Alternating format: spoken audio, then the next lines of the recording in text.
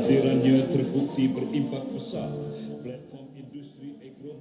Beberapa langkah intervensi telah dilaksanakan kerajaan bagi mengukuhkan sekuriti bekalan makanan negara, antaranya membatalkan kelulusan kota import ataupun AP, melaksanakan sekatan ekspor ayam, mewujudkan stokpile ayam dan ikan. Dan langkah intervensi ini, kerajaan buat pertama kalinya memberikan subsidi berjumlah 1.1 bilion ringgit bagi meringankan beban penternak ayam, sekaligus memastikan bekalan pengeluaran ayam dan telur mencukupi serta menjamin kestabilan harga. Langkah-langkah ini terbukti telah menunjukkan kejayaan, di mana pada hari ini, ketika ini, bekalan ayam bukan sahaja berlebihan, bahkan harga juga lebih rendah daripada paras harga shilling yang ditetapkan oleh kerajaan, iaitu RM9.40 sekilogram.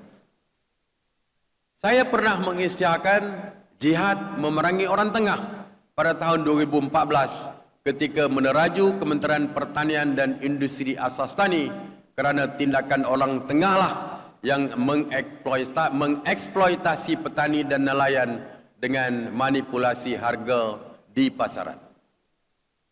Saya mahu MAFI meneruskan jihad ini, menerusi strategi penguasaan rantaian bekalan dengan kerjasama agensi-agensi di bawahnya, seperti mewujudkan semula pusat pembelian padi, pusat pengumpulan produk pertanian, menambahkan pasar tani serta pasar nelayan.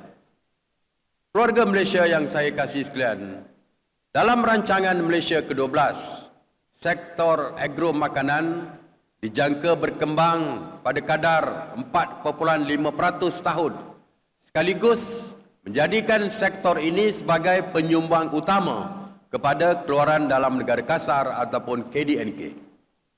Kita perlu bergerak selari dengan trend terkini yang menitik beratkan soal keselamatan makanan, jaminan bekalan makanan, nutrisi dan juga ketahanan dalam sistem makanan negara. Kerajaan juga telah menubuhkan Jawatankuasa Kabinet Sekuriti Makanan Negara bagi merangka dasar sekuriti makanan secara holistik. Di bawah jawatankuasa ini, Pelan Tindakan Dasar Sekuriti Makanan Negara 2021-2025 telah dibangunkan dengan mengambil kira isu dan cabaran sekuriti makanan yang negara kita hadapi.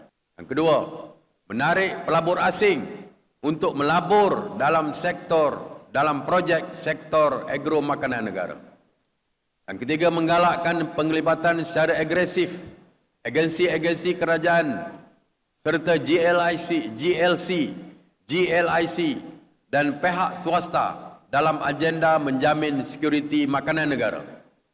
Yang keempat, mengukuhkan sinergi kerajaan persekutuan dan kerajaan negeri dalam meningkatkan keluasan tanah untuk aktiviti pertanian. Dan kelima, kerajaan komited untuk menyediakan pelbagai bantuan sama ada dalam bentuk subsidi, grant maupun dana pembiayaan bagi membantu pengusaha dan pemain industri di sepanjang rantaian nilai. Kerajaan juga memastikan isu sekuriti makanan negara sentiasa diberi perhatian menerusi jawatankuasa teknikal menangani isu sekuriti makanan negara dan jawatankuasa pasukan jihad tangani inflasi. Kerjasama di antara tiga syarikat ini akan memajukan projek tenusu integrasi di kawasan seluas 8,000